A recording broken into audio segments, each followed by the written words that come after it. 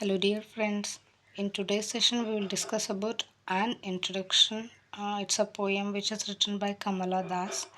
ಕಮಲಾ ದಾಸ್ ಅವರು ಬರೆದಂತಹ an introduction ಅನ್ನೋ ಪದ್ಯ, ಅದರ ಬಗ್ಗೆ ಇವತ್ತು ನಾನು ಡಿಸ್ಕಸ್ ಮಾಡ್ತೀನಿ. ಆ್ಯಕ್ಚುಲಿ ನಾನು ಲೈನ್ ಬೈ ಲೈನ್ ಅಂದರೆ ಸ್ಟ್ಯಾನ್ಜಾ ವೈಸ್ ಎಕ್ಸ್ಪ್ಲೇನ್ ಮಾಡಿರ್ತೀನಿ ಕನ್ನಡದಲ್ಲಿ. ಅಂದರೆ ನಿಮಗೆ ಕನ್ನಡದಲ್ಲಿ ಓದಿ ಅರ್ಥ ಮಾಡಿಕೊಂಡು ನೀವೇ ಟ್ರಾನ್ಸ್ಲೇಟ್ ಮಾಡ್ಕೊಂಡು ಎಕ್ಸಾಮಲ್ಲಿ ಬರೆಯೋದಕ್ಕೆ ಆದಷ್ಟು ಹೆಲ್ಪ್ ಆಗಲಿ ಅಂತ ನಾನು ಟ್ರೈ ಮಾಡ್ತಾಯಿದ್ದೀನಿ. ಅತಿಯಾಗಿ ನಿಮಗೆ ಡೀಪಾಗಿ ಎಕ್ಸ್ಪ್ಲೇನ್ ಮಾಡೋದ್ರಿಂದ ಅದನ್ನು ಟ್ರಾನ್ಸ್ಲೇಟ್ ಮಾಡಿ ಬರೆಯೋದಕ್ಕೆ ಸ್ವಲ್ಪ ಕಷ್ಟ ಆಗಬಹುದು. ಸೊ ನಿಮ್ಮ ಎಕ್ಸಾಮ್ ಪಾಯಿಂಟ್ ಆಫ್ ವ್ಯೂ ನಾನು ಆದಷ್ಟು ಹೇಳಲಿಕ್ಕೆ ಟ್ರೈ ಮಾಡ್ತಾಯಿದ್ದೀನಿ ಡಿಗ್ರಿ ಸ್ಟೂಡೆಂಟ್ಸ್ಗೆ ಮತ್ತು ಪಿ ಜಿ ಸ್ಟೂಡೆಂಟ್ಸ್ಗೆ. Okay, here an introduction. ಈ ಪದ್ಯ ಬರೆದಿದ್ದು ಕಮಲಾ ದಾಸ್ ಅವರು. ಸೊ ನಮಗೆಲ್ಲ ಗೊತ್ತು, ಕಮಲಾ ದಾಸ್ ಅವ್ರನ್ನ ನಾವು ಕನ್ಫೆಷನಲ್ ಪೋಯೆಟ್ ಅಂತ ಕರಿತೀವಿ. Confessional poet means a poet who writes about her personal and private things. So personal ಮತ್ತು ಪ್ರೈವೇಟ್ ಆಗಿ ವಿಷಯಗಳ ಬಗ್ಗೆ ಡಿಸ್ಕಸ್ ಮಾಡೋರನ್ನ ಅಥವಾ ಹೇಳೋನ ನಾವು ಕನ್ಫೆಷನಲ್ ಪೋಯೆಟ್ ಅಂತ ಕರಿತೀವಿ. ಸೊ ಅವರು one of the feminist writer also. ಅಂದರೆ ಅವ್ರು ಹೇಳ್ಕೊಂಡಿಲ್ಲ, ಬಟ್ ಕೆಲವೊಂದಿಷ್ಟು writings are like the feminist writings. So here an introduction means Har own introduction. So ಇಲ್ಲಿ ಅವರು ಫಸ್ಟ್ ಲೈನ್ನಲ್ಲಿ ಏನು ಹೇಳ್ತಾರೆ ಅಂದರೆ, ನನಗೆ ರಾಜಕೀಯ ಗೊತ್ತಿಲ್ಲ ಅಥವಾ ರಾಜಕೀಯ ತಿಳಿದಿಲ್ಲ, ಆದರೆ ಕೆಲವು ರಾಜಕೀಯ ನಾಯಕರು ಅಂದರೆ ಲೈಕ್ ನೆಹರು ಅವರೆಲ್ಲ ಆಗ ಆಡಳಿತದಲ್ಲಿ ಇದ್ದವರಲ್ವ, ಸೊ ಅವ್ರ ಬಗ್ಗೆ ಗೊತ್ತು.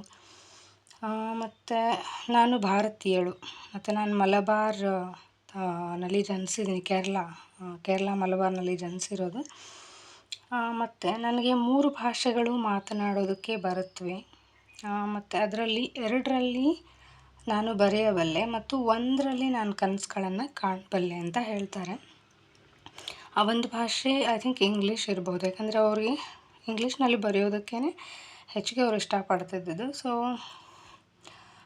3 ಭಾಷೆಗಳು ಗೊತ್ತು, ಅದರಲ್ಲಿ ಮಾತನಾಡೋಕ್ಕೆ ಬರೋದು 3, ಬರೆಯೋದು 2ರಲ್ಲಿ ಮತ್ತು 1ರಲ್ಲಿ ಕನಸನ್ನು ಕಾಣ್ತೀನಿ ಅಂತ ಹೇಳಿದ್ದಾರೆ. ಬಟ್ ಜನ ಏನು ಹೇಳ್ತಿರ್ತಾರೆ ಅಂದರೆ, ಅವ್ರ ರಿಲೇಷನ್ ಆಗಿರಬಹುದು, ಅವ್ರ ಕಸಿನ್ಸ್ ಆಗಿರ್ಬೋದು ಅಥವಾ ಫ್ರೆಂಡ್ಸ್ ಆಗಿರ್ಬೋದು, ಎಲ್ಲರೂ ನೀವು ಇಂಗ್ಲೀಷಲ್ಲಿ ಬರೆಯೋದು ಬೇಡ, ನೀನು ಮಾತೃಭಾಷೆನಲ್ಲಿ ಬರೀ, ಮತ್ತು ಕೆಲವರು ಹಿಂದಿನಲ್ಲಿ ಬರೆಯೋದಕ್ಕೂ ಸಜೆಸ್ಟ್ ಮಾಡ್ತಾರೆ. ಆದರೆ ಕಮಲಾ ದಾಸ್ ಅವರು ಅದನ್ನೆಲ್ಲ ತಳ್ಳಾಕ್ತಾರೆ. ನನಗೆ ಅದು ಇಷ್ಟ ಇಲ್ಲ. ಅವರು ಇದನ್ನು ಬಯೋಗ್ರಫಿಕಲ್ ಅಂದರೆ ಅವರೇ ಹೇಳ್ತಾ ಇರ್ತಾರೆ ಈ ಪದ್ಯದಲ್ಲಿ. ಏನಂದರೆ, ನನಗೆ ಫ್ರೆಂಡ್ಸು ರಿಲೇಟಿವ್ಸ್ ಎಲ್ಲ 3 ಭಾಷೆ ಬೇಡ, ಇಂಗ್ಲೀಷ್ ಭಾಷೆ ಬೇಡ, ಮಾತೃಭಾಷೆನಲ್ಲೇ ಬರೀ, ಹಾಗೆ ಹೀಗೆ ಅಂತ ಸಜೆಷನ್ ಕೊಟ್ಟರು. ಆದರೆ ಅವರು ಅದಕ್ಕೇನು ಉತ್ತರ ಕೊಟ್ಟರು ಅಂದರೆ, ನಾನು ಉತ್ತರ ಏನು ಕೊಟ್ಟೆ ಅಂದರೆ, ಅವ್ರು ಹೇಳೋದು ಅದು ಆ ಭಾಷೆಗಳಲ್ಲಿ ನನಗೆ ಬರೆಯೋದಕ್ಕೆ ಇಷ್ಟ ಇಲ್ಲ, ನನಗೆ ನಾನು ಆಸಕ್ತಿ ಇರೋ ಭಾಷೆನಲ್ಲಿ ನಾನು ಬರಿತೀನಿ, ಆ ಭಾಷೆ ನನಗೆ ಕನಸುಗಳನ್ನು ಕಟ್ಟಿಕೊಡತ್ತೆ ಅಂತ ಹೇಳ್ತಾರೆ. ಅದನ್ನೆಲ್ಲ ನನಗೆ ಹೇಳಬೇಡಿ ಅಂತ ಹೇಳ್ತಾರೆ.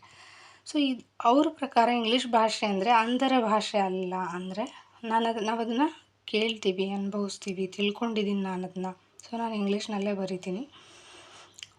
ಈ ಭಾಷೆ ನನಗೆ ಅರ್ಥ ಆಗುತ್ತೆ, ನಾನು ನೋಡ್ತೀನಿ, ಕೇಳ್ತೀನಿ. ಅಂದರೆ ಲೈಕ್ ಎಲೆಗಳು ಮಾಡುವಂತಹ ಸದ್ದುಗಳಾಗಿರಬಹುದು, ಅಥವಾ ಗುಡುಗು ಮಿಂಚುಗಳ ಶಬ್ದಗಳನ್ನು ಹೇಗೆ ಆಲಿಸ್ತೀವೋ, ಅಥವಾ ಯಾರ್ದೋ ಒಬ್ಬ ವ್ಯಕ್ತಿ ಅಂತ್ಯಕ್ರಿಯೆ ನಡೆದಾಗ ಚಿಟ್ಪಟ್ ಅಂತ ಬರುವಂಥ ಶಬ್ದಗಳಾಗಿರಬಹುದು, ಅವನ್ನೆಲ್ಲ ನಾವು ಹೇಗೆ ಆಲಿಸ್ತೀವೋ ಲೈಕ್ ದ್ಯಾಟ್ ಅವ್ರಿಗೆ ಇಂಗ್ಲೀಷ್ ಕೂಡ ಆ ಥರನೇ ಅಂತ ಅನ್ನಿಸ್ತಾ ಇರುತ್ತೆ.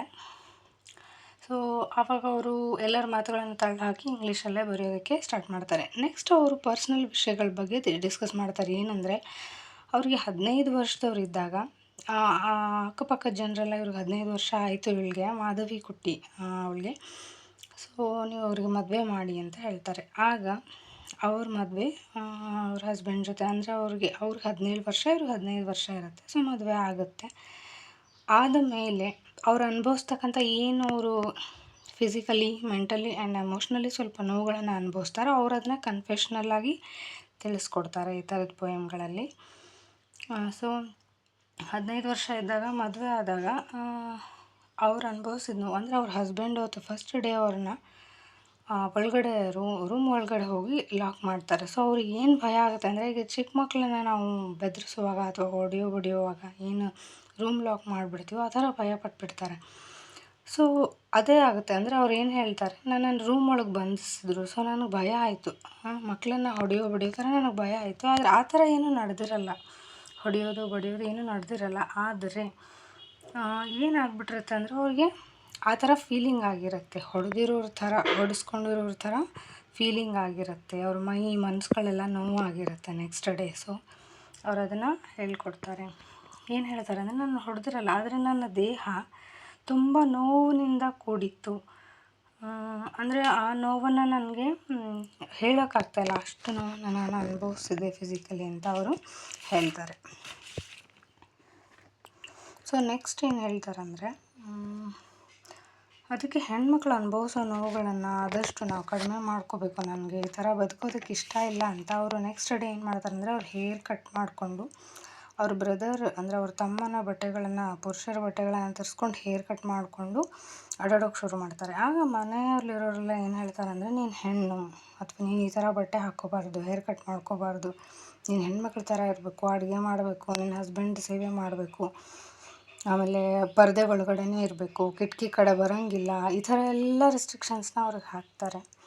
ಸೊ ಅವ್ರಿಗದು ಹಿಡಿಸೋದಿಲ್ಲ. ಅವರು ಏನು ಹೇಳ್ತಾರೆ, ಈಗ ನಾನು ಪುರುಷರ ಥರ ಬಟ್ಟೆ ಹಾಕ್ಕೊಂಡಿದ್ದೀನಲ್ವ, ನಾನು ಹುಡುಗನೇ, ಸೊ ನಾನು ಯಾಕೆ ಬಂದೆ, ಎಷ್ಟೊತ್ತಿಗೆ ಬಂದೆ, ಎಲ್ಲಿ ಹೋಗ್ತಿದ್ಯಾ, ಯಾಕೆ ಕೇಳ್ತೀರಾ? ಅದನ್ನು ನೀವು ತಮ್ಮಂದ್ರಿಗೆ ಅಣ್ಣಂದ್ರಿಗೆ ಕೇಳ್ತೀರಾ? ಇಲ್ಲ, ಯಾಕೆ ಹೀಗೆ ಮಾಡ್ತೀರಾ ಅಂತ ಪ್ರಶ್ನಿಸ್ತಾರೆ ಜನರನ್ನ. ಆದರೆ ನಮ್ಮ ಕಟ್ಟುಪಾಡುಗಳು, ನಮ್ಮ ಕೆಲವೊಂದಿಷ್ಟು ಸಂಸ್ಕೃತಿನಲ್ಲಿ ಏನಿರುತ್ತೋ ಅದನ್ನೇ ಆಚರಣೆ ಮಾಡ್ತಾಯಿದ್ರು ಆಗ.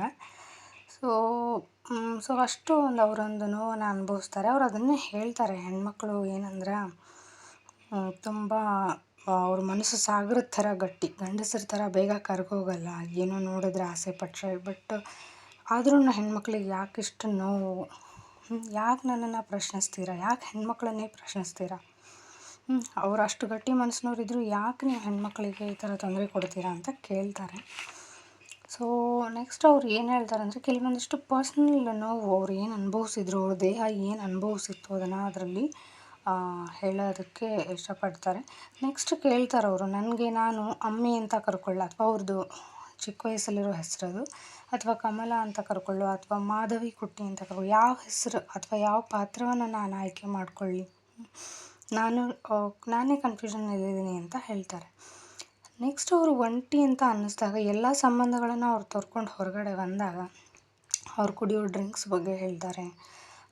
ನೆಕ್ಸ್ಟು ಕೊನೆ ಲೈನ್ ಏನಂದರೆ, I am a sinner, I am a saint, I am a beloved and betrayed, I have no joys that are yours, I too call myself I. ಅಂದರೆ ನನಗೆ ನನ್ನದೇ ಆದಂಥ ಐಡೆಂಟಿಟಿ ಇಲ್ಲ, ಯಾಕೆ ನಾನು ಅಂದರೆ ನಾನು ಯಾವುದೇ ರೀತಿ ಸಂತೋಷ, ದುಃಖ ಎಲ್ಲ ಮಿಕ್ಸ್ ಆಗಿರೋವಂಥ ಜೀವನ, ನಾನೊಬ್ಬ ಪಾಪಿ, ನಾನೊಬ್ಬ ಸಂತ, ಅಥವಾ ನಾನು ಪ್ರೀತಿಸಿದವಳು, ಮೋಸ ಹೋದವಳು, ಈ ಥರದ್ದೆಲ್ಲದನ್ನು ಅವ್ರ ಜೀವನದಲ್ಲಿ ನಡೆದಂಥ ಘಟನೆಗಳನ್ನು ಒಂದು ಸ್ಟಾಂಜನಲ್ಲಿ ಕೊನೆಗೆ ವಿವರಿಸ್ತಾರೆ. ಸೊ ನಾನು ತುಂಬ ಸಿಂಪಲಾಗಿ ಹೇಳೋದಕ್ಕೆ ಇದನ್ನು ಟ್ರೈ ಮಾಡಿದ್ದೀನಿ. ಸೊ ನಿಮ್ಗೆ ಇನ್ನೂ ಇದ್ರ ಬಗ್ಗೆ ಏನೋ ಎಕ್ಸ್ಪ್ಲನೇಷನ್ ಬೇಕಾದರೆ ಪ್ಲೀಸ್ ಕಮೆಂಟ್ ಮಾಡಿ ತಿಳಿಸಿ. Thank you so much for watching.